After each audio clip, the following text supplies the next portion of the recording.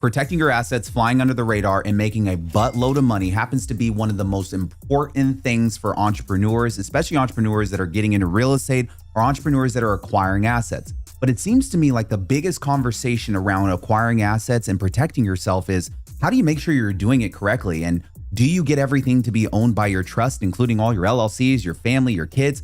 How do you make sure that you're flying under the radar, you're being anonymous, and that you're protected from creditors getting into your estate?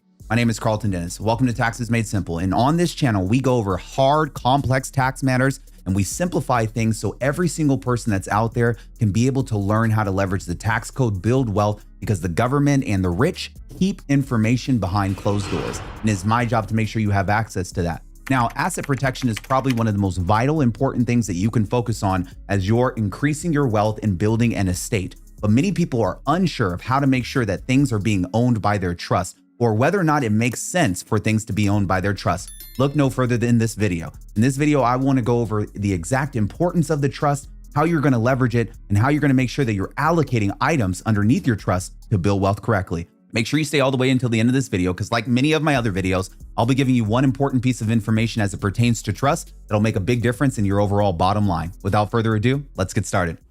All right, guys, I'll be honest with you. I get asked this question all the time. Carlton, how do I make sure everything is owned by my trust? I want to fly under the radar.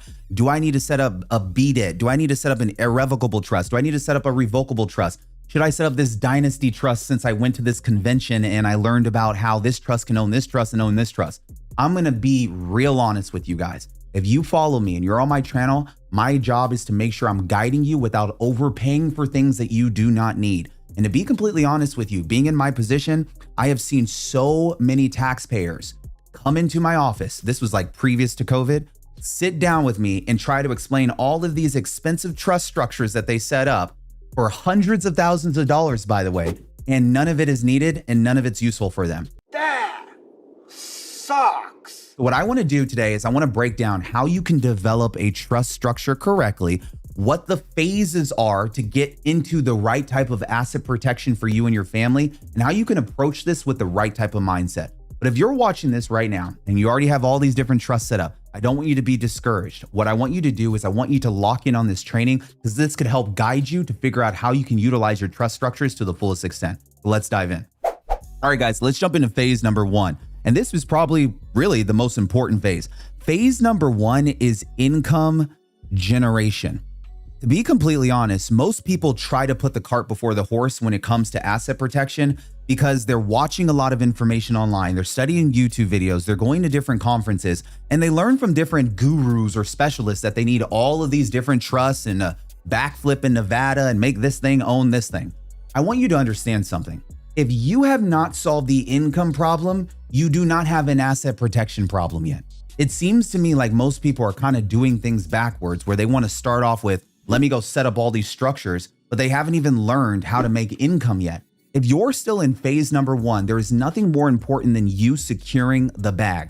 What do I mean by that? Developing consistent revenue without worry, having over 6 to 9 months emergency save funds that are honestly funds you would never even touch, because you have extra funds on top of the savings funds. But if you have not solved income generation phase number one, you should not be focused on asset protection. You should not be trying to set up all of these complex trusts, because you will know in your heart of heart that there is nothing more important than making sure you can eat and pay your bills. This is one of the most vital things you can do from an asset protection space, is make sure that you have income coming in so you can eventually have assets, which leads me into phase number two, asset accumulation. As you start to grow as an entrepreneur, you start to grow as a W-2 taxpayer, you're going to start to diversify your portfolio. You're going to want to have some of your money parked over into the ETFs and the stocks and stuff like that. But then you're going to be like, dude, I want to get some real estate. I want to get a primary residence. I want to get an asset. As you start acquiring assets, this becomes the next step in your income generation phase and your asset protection phase. One of the most important things that you can do is take the hard-earned income that you're earning every single day and to park that income into something that's going to make you more income. Hence why I speak on real estate more than any other investment vehicle on this channel, because we get depreciation plus appreciation and principal pay down. Carlton loves the trifecta. But here's the thing. If you are ready to start building out this huge trust structure, I want you to understand something. This is not as important as you getting into assets. You know, when I'm trying to put together a tax plan for a taxpayer, one of the things that I'm looking at is, does this taxpayer have assets that I can leverage to offset their W-2 income? Does this taxpayer have assets that I can leverage to offset their 1099 income? I'm not really at that point in the conversation where I'm saying, does this taxpayer have 4 different trusts and that trust owns this trust that owns their foundation trust? I'm trying to get the taxpayer to accumulate more wealth and accumulate more assets. So if you're in asset accumulation mode, this is where you actually need to discipline up. A lot of people get stuck here in the asset accumulation phase because they start losing focus while they're accumulating assets. They start getting shiny object syndrome and think that they need to go jump into this conference where they need to set up this Nevada trust that owns this trust that owns this trust while they're still in asset accumulation mode. What I recommend is to make sure that you at least get to 1.5 to 2 million in assets accumulated before we start shifting the conversation around to saying, hey, I want to start protecting these assets and making sure that they're allocated correctly, which leads us into phase number 3, asset organization. If you have already accumulated assets, the conversation now becomes, how do I make sure that these assets are being allocated correctly? You see, when I'm working with many taxpayers, I like to make sure that they're utilizing the T formation structure. And this is where we start to invite in the trust. The reason why is because I'm able to start to see that they actually have been able to diversify from just having operations like W-2 or 1099 income, and they start acquiring assets over here on the right side of the table, such as rental real estate.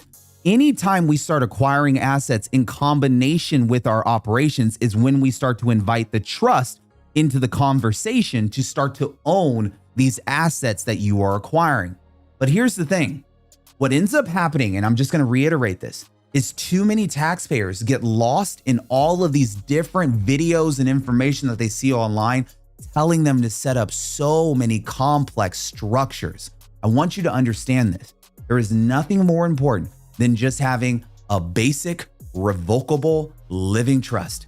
When you run into 99% of all millionaires, you will find out that they have a basic revocable living trust. Sure, some of them will set up an irrevocable trust. Sure, some of them have stock sitting inside an irrevocable trust or life insurance policies, but a majority of them will establish the RLT, the revocable living trust, before any other entity structure is established.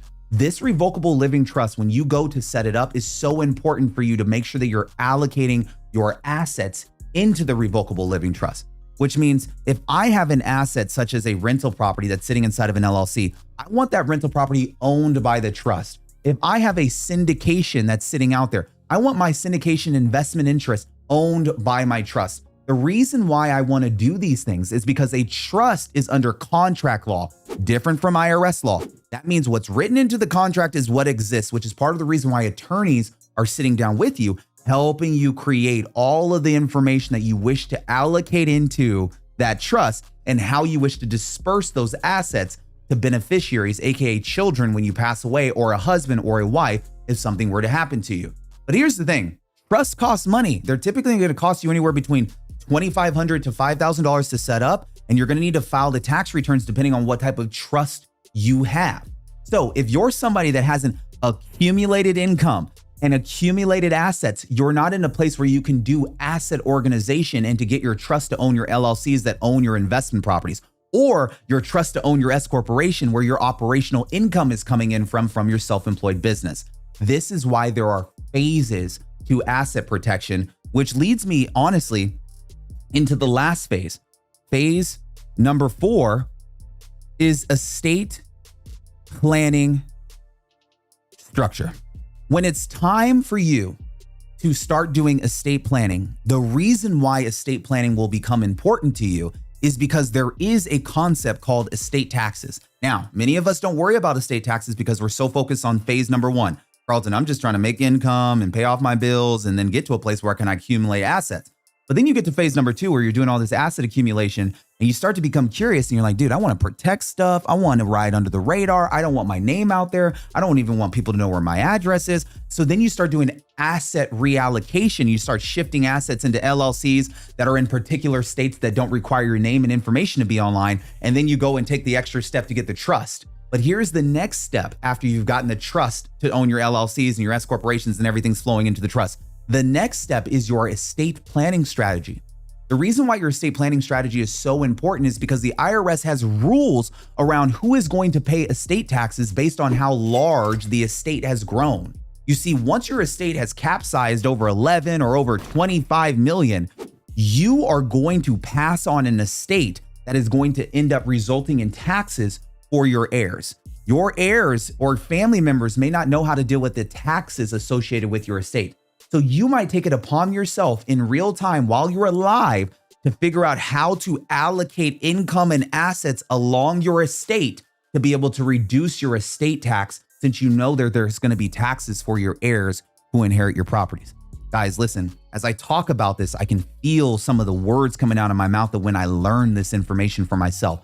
I am the type of person who is so antsy. I want things done yesterday. If somebody tells me I need a trust, I'm going to set it up tomorrow. If somebody tells me asset protection is important, I'm going to get the LLC tomorrow. But here's the thing I want you to understand.